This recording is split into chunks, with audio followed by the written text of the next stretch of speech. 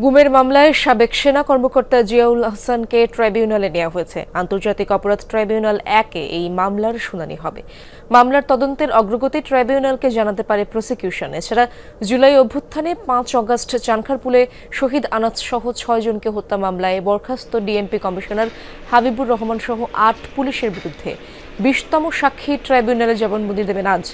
এর আগে গত 16 অক্টোবর দ্বিতীয় দিনের মতো এই মামলায় অবশিষ্ট সাক্ষ্য দেন যুব ও ক্রীড়া উপদেষ্টা আসিফ মাহমুদ সজীব ভুঁইয়া। তিনি শেখ হাসিনা সহ এই মামলায় জড়িতদের দৃষ্টান্তমূলক শাস্তি প্রার্থনা করেন। এদিকে জুলাই অভ্যুত্থানে শহীদ গোলাম নাফিস হত্যার ঘটনায় দায়ের করা মামলায় শুনানি রয়েছে। আজ এই মামলার তদন্ত প্রতিবেদনের অগ্রগতি সম্পর্কে ট্রাইব্যুনালকে জানাবে প্রসিকিউশন। দর্শক, আন্তর্জাতিক অপরাধ ট্রাইব্যুনালে যাব, সেখানে রয়েছেন আমার সহকর্মী মাইনুল মারুফ। মাইনুল, আজ ট্রাইব্যুনালে কোন কোন মামলার শুনানি রয়েছে জানাবেন, এবং জিয়াউল আহসানের মামলার তদন্তের অগ্রগতি সম্পর্কেও জানতে চাই আমরা। জিয়াউল আহসানের যে মামলা, সেই মামলা কিন্তু আমরা দেখেছি এর আগে যে নারায়ণগঞ্জের 7 মার্ডার যে হত্যাকাণ্ড আলোচিত একটি ঘটনা, সেই হত্যাকাণ্ডের যারা আসামি ছিলেন তাদের কিন্তু জিজ্ঞাসাবাদ করা হয়েছে। অর্থাৎ এই মামলায় তদন্ত কাজ কিন্তু এগিয়ে চলছে এবং ট্রাইব্যুনাল কিন্তু ডিসেম্বরের দিকে কিন্তু একটি সময় নির্ধারণ করে দিয়েছেন এই মামলার তদন্ত প্রতিবেদন জমা দেওয়ার জন্য। এবং সেই তদন্ত প্রতিবেদন তৈরি করতে কিন্তু যে সকল আসামিরা গ্রেপ্তার ছিলেন 7 মার্ডারে, তার ফাঁসির দণ্ডপ্রাপ্ত আসামি সহ সবাইকে জিজ্ঞাসাবাদ করেছে, এই তথ্য কিন্তু আমরা পেয়েছি। এর পাশাপাশি আজ কিন্তু আরও বেশ কয়েকটি মামলা রয়েছে।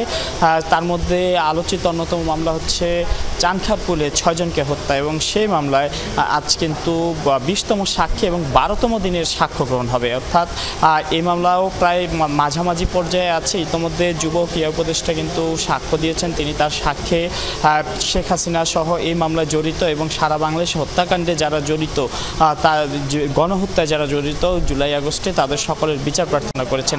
এর পাশাপাশি এই মামলায় প্রত্যক্ষদর্শী, ভুক্তভোগীর পরিবার, চিকিৎসক সবাই কিন্তু সাক্ষ্য দিয়েছেন। অর্থাৎ এই মামলা খুব দ্রুতই কিন্তু এই মামলা শেষের দিকে যাবে বলে আমরা আশা রাখতে পারি। কারণ ইতিমধ্যে আমরা দেখেছি যে সাবেক প্রধানমন্ত্রী শেখ হাসিনা, আসাদুজ্জামান খান কামাল ও চৌধুরী আবদুল্লাহ মামুনের বিরুদ্ধে যে মানবতা বিরোধী অপরাধের মামলাটি, সেই মামলাটি কিন্তু মামলাটির বিচার কাজ কিন্তু শেষ হয়েছে। এবং এই চানখারপুলের মামলাটি কিন্তু প্রথম মামলা হিসেবে কিন্তু বিচার শুরু হয়েছিল। অর্থাৎ কিন্তু শেখ হাসিনার মামলাটি বিচার কাজ শেষ, তাই সেই সুবাদে বলা যায় যে এই মামলাও খুব দ্রুতই শেষ হবে, যেহেতু শেখ হাসিনার মামলাটি শেষ হয়ে গেছে। এবং প্রসিকিউশনও যেমনটা জানিয়েছিল যে এই যে নির্বাচনের আগে বেশ কয়েকটি মামলার হয়তো রায় আসবে, সেই অনুযায়ী বলা যায় যে এই মামলা দ্রুতই শেষ হবে। এবং আজ কিন্তু আরেকটি মামলা হচ্ছে ফার্ম গেটে, সেখানে একজনকে হত্যা সহ আর যে মানবতা বিরোধী অপরাধ রয়েছে, সেই মামলারও কিন্তু আজকে শুনানি হবে আন্তর্জাতিক অপরাধ ট্রাইব্যুনালে।